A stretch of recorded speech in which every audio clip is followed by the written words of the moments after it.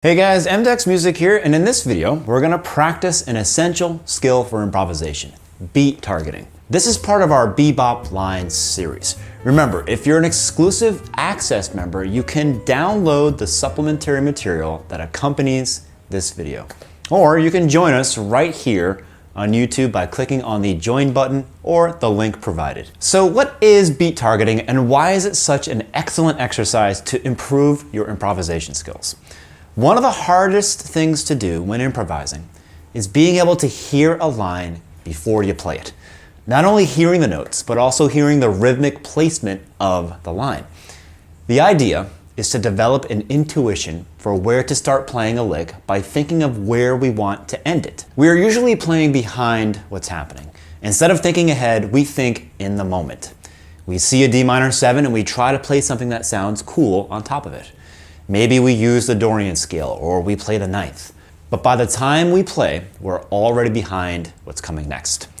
And we have very little control of what will follow and no idea where we'll land rhythmically. So in this exercise, we're gonna think of a target point in the progression, an exact beat, and play an entire line thinking of the chord we're gonna land on. I prepared 3 simple bebop licks that target the 1 chord, and we'll be targeting beat 1. The progression is just a simple variation of a 1-6-2-5 progression in A flat. It doesn't really matter too much what the progression is since we'll only be thinking of and targeting the A flat chord.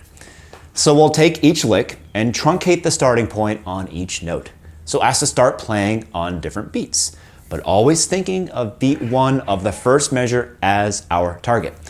The idea is to hear the entire line inside of the grid before you play it. So I didn't even add bar lines or rests to the score. I want you to avoid counting. You have to develop an intuition of where to start playing in order to land on that first beat where the A flat major 7 is. We'll take turns. I'll play the line and then you play.